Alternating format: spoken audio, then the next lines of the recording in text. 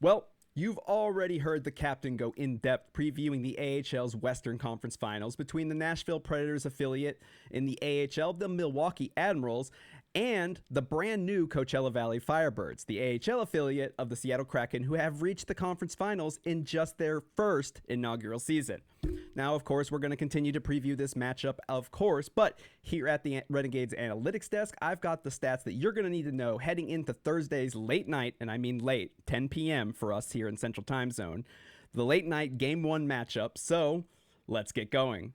Since this is Nashville-affiliated hockey after all, you know we have to start with goaltending, and it's going to be a really fun matchup. For the good guys, there's the rookie, Yaroslav Askarov. The former Nashville 10th overall pick has played in all 10 postseason games for the Admirals, going 6-4 with a 90.9 save percentage.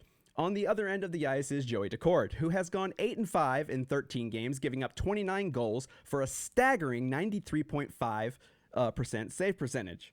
Now, the veteran netminder has given up just 3 more goals than Askarov in in 3 more games. So things may not seem like they are tilted in favor of the Admirals when it comes to netminders. But, I can understand having those doubts. I have some myself, especially, I think we all had them a couple times early in the series, and especially during the mistake during Game 5. But it didn't matter, so no worries. But I think that, Askarov has played 3 less games than Daccord has. They have only been through 2 playoff series compared to Coachella Valley's 3. And Daccord is played in 120 AHL games over the last 4 years. And I don't know. I just like to give the advantage to the young player with a ton of talent who likes to be aggressive and take some risks every once in a while. Because you know what? When you get to this round of the playoffs, sometimes you've got to take risks. And, I think that the Admirals may have a slight advantage if both teams aren't pretty well evenly matched when it comes to goaltending. But where that will really matter is the topic of the next stat. So let's go on to that. And that next place where it's going to matter so much is special teams, especially the power play. Now, the Admirals, they had the AHL's best regular season power play percentage, and they sit 6th in the playoffs with a 28.1% with the man advantage. They've gotten 9 goals in just 32 tries, which that's a really low number for 10 games, I think. Coachella Valley, on the other hand, they sit at 11th in the playoffs with a 21.6 power play percentage, getting 11 goals in 51 tries. So who do both teams turn to on the power play? For the Firebirds, it's Max McCormick, who has 4 power play goals in 13 games, as well as 3 assists, narrowly edging out teammate Cole Lind, who has 3 goals and 4 assists on the power play. So Milwaukee will be careful to keep an eye on both players and making sure that they aren't just focusing in on one guy. But focusing on one guy, is that what Coachella Valley is going to have to do for the Milwaukee Admirals? It kind of seems that way. So who's that guy for the Admirals? And, well, anybody who's got eyes, who's watched any hockey in the last week, here in Nashville, Milwaukee, or wherever, knows it's Joakim Kemell. He has come over to North America after his season overseas and has lit the AHL. Well, not lit them on fire, but he has certainly made a statement on his arrival on North American shores. So Joakim Kemell currently leads the Admirals with 3 goals, 3 power play goals. And aside from Zach Sanford, who has 2, there's no other Admiral player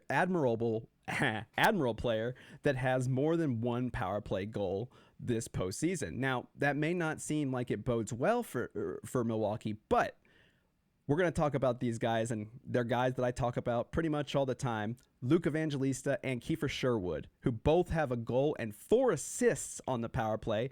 And not only that, but the guy who's usually quarterbacking that power play on the first unit alongside Jankowski, Kemell, Evangelista, and Sherwood is Jordan Gross, who has a power play goal and 3 assists. So that first power play unit, I think, could stack up against the best that the AHL has to offer when it comes to units with the man advantage. And I think that plus the Admirals still being a very good penalty killing team, I think that still gives them a little bit of an advantage, and pretty big advantage, I think, an influential one over the Firebirds. And last, and this kind of seems odd to discuss when we're talking about an AHL game, but I want to look at the young guns, the AHL rookies. Now, for the Firebirds, I wanted to start the conversation with Shane Wright.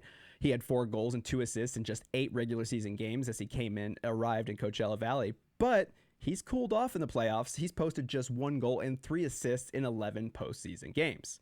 But defenseman Riker Evans, who has 2 goals and 13 points, and Billy Petman, 3 goals and 6 points, round out a solid rookie core for the Firebirds. In all of this playoff, they've had 6 rookies play for a total of 8 goals and 26 points. Now we check the Admirals. According to the AHL, the Admirals have 5 rookies, but again, that includes Yaroslav Askarov, so we're going to say 4 because he's obviously not counted as a skater. So who is that? That's Joachim Kamel, Luke Evangelista, Adam Wilsby, and Spencer Stastny. Those 4 players have 12 goals and 24 points in just 10 games. And for those of you who are counting at home, that's 4 more goals than the Firebirds and just 2 less points than what the Firebirds had. So it was said before the playoffs that Milwaukee would need all the help they would get from all the guys coming in from the NHL. And yes, that certainly has seemed to be the case. But it's not just the NHL guys. The Milwaukee Admirals are also seeing, a youth movement. They're seeing some really great rookies come in there and play like they have been in the AHL playoffs their entire lives. And I think that brings a really well-balanced attack, a lot of talent, and you know what? It makes me pretty hopeful for the future for the Nashville Predators. Now, the Coachella Valley Firebirds are going to be the toughest opponent the Admirals have faced so far. They're a high-scoring team that has had to claw its way through 13 games and 3 playoff series to get here in the very first year of their existence, and I don't think they want the Admirals to ruin their chance at the Calder Cup. But Milwaukee knows all too well about playing the hardest opponent next. Both series before this have gone to 5 games, and so they'll have to be sharp early because there's a big difference in being down 2-1 in a 5-game series and 3-1 in a 7-game series. The Admirals have continued to pull out magic to fight back in both series, but I'm going to go ahead and request that they don't do that this round. I'm predicting the Admirals will win this series and move on to the Calder Cup final, but of course, they're going to take it in 7 games, and so apologizing ahead of time, I'm very, very sorry, but we should hopefully see the Admirals in the Calder Cup finals here shortly within about a week and a half. And until then, I will see you on Thursday night, 10 p.m. for those of us in Central, and here in the bunker with Charlie, me, and the rest of the Renegades as we watch the Admirals take on the Firebirds for a chance to get back to the Calder Cup finals. Back to you, Charlie.